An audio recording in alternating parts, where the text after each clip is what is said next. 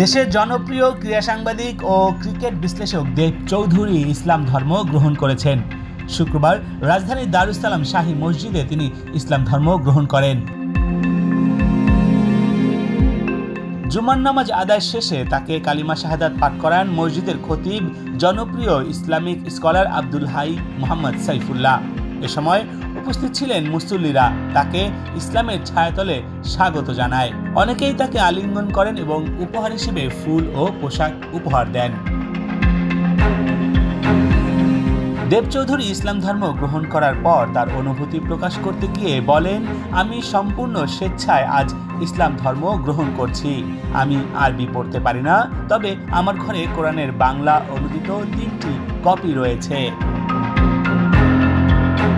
ঘটনার সত্যতা যাচাই করতে দেব চৌধুরীর সঙ্গে যোগাযোগ করা হলে তিনি গণমাধ্যমকে জানায়, জি আলহামদুলিল্লাহ, আমি ইসলাম ধর্ম গ্রহণ করেছি, সবাই আমার জন্য দোয়া করবেন।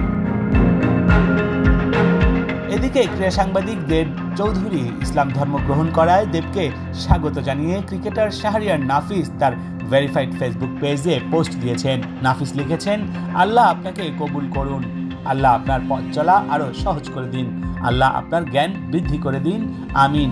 এছাড়াও দেশের জনপ্রিয় আরেক ক্রীড়া সাংবাদিক রিয়াসাদ আজিম তার ফেসবুক পোস্টে দেব চৌধুরীকে ইসলাম ধর্ম গ্রহণ করায় স্বাগত জানিয়ে একটি পোস্ট করেছেন। এরই মধ্যে সোশ্যাল মিডিয়ায় দেব চৌধুরীর ইসলাম ধর্ম গ্রহণ করাকে সাধুবাদ জানিয়েছে দেশের আপামর জনগণ।